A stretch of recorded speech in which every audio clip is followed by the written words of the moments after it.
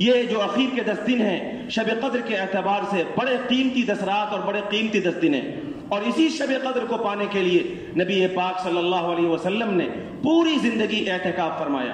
پوری زندگی آقا صلی اللہ علیہ وسلم کا معمول رہا کہ وہ رمضان کے مبارک مہینے کے اخیر عشرے کا اعتکاف فرماتے تھے۔ ایک مرتبہ آپ نے رمضان کے پہلے 10 دن کا اعتکاف کیا شب قدر کی تلاش میں، اور آپ نے فرمایا کہ میں نے رمضان کے پہلے 10 دن میں شب قدر کی تلاش میں اعتکاف کیا، وہاں وہ رات نہیں ملی۔ پھر آپ نے بیچ کے عشرے میں اعتکاف کیا، آپ نے فرمایا کہ یہاں بھی یہ رات نہیں ملی، لہذا آپ نے اپنے ساتھ اعتکاف کرنے والے صحابہ سے فرمایا کہ جن لوگوں نے رمضان کے پہلے 10 دن اور پھر اس کے بعد 10 دن میرے ساتھ اعتکاف کیا ہے وہ رمضان کے اخیر 10 دنوں کا بھی اعتکاف کریں، کیونکہ یہ رات مجھے انہی 10 دنوں کے اندر دکھائی گئی ہے۔ اور ایک روایت میں ام عائشہ رضی اللہ تعالیٰ عنہ کی روایت ہے، نبی پاک صلی اللہ علیہ وسلم نے فرمایا تحروا لیلۃ القدر فی الوتر من العشر الاواخر من رمضان، اے لوگوں رمضان کے اخیر عشرے کے اخیر 10 دنوں کی طاق راتوں میں شب قدر کو تلاش کرو۔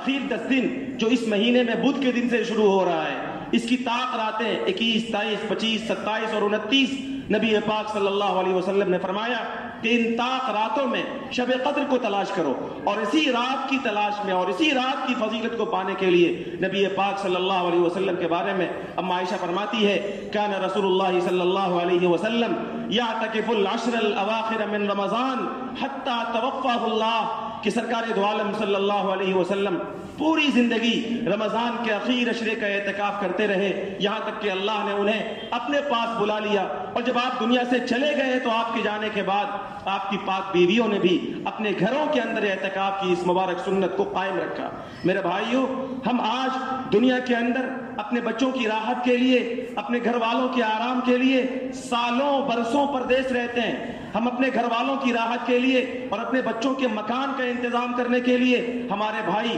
سالوں برسوں سعودی اور فورن کنٹری میں رہتے ہیں، سالوں لوگ دہلی ممبئی میں رہتے ہیں، صرف اس لیے کہ اپنی بیوی بچوں کی دنیا کی زندگی کی راحت کے لیے مکان بن جائے اور ان کی دنیا کی زندگی کے آرام کے لیے کچھ پیسوں کا اور کچھ زمین جائیداد کا انتظام ہو جائے۔ کیا اللہ کی جنت اتنی سستی ہے کہ ہم اس کے لیے 10 رات کی اور 10 دن کی بھی قربانی نہ دیں؟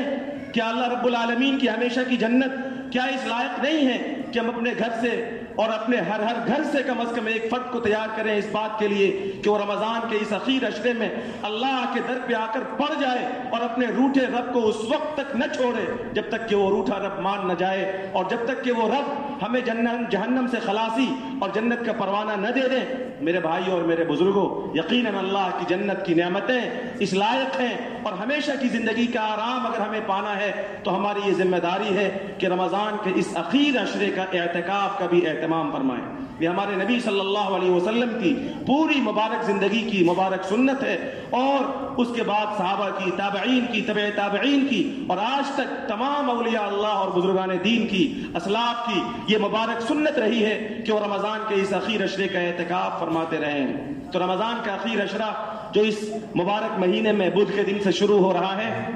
ہم یہ چاہیں گے اور ہم سب کی یہ خواہش ہونی چاہیے کہ ہم سب گارجین اپنے اپنے گھروں سے کم از کم ایک فرد کو ضرور تیار کریں اس بات کے لیے کہ وہ اللہ کی پاک گھر میں اور اللہ کے پاک دربار میں ان 10 راتوں اور 10 دنوں میں اللہ سے اپنی مغفرت کی اور عالم اسلام کی مغفرت کی بھیک مانگنے کے لیے اللہ کے در پر اپنے آپ کو ڈال دے۔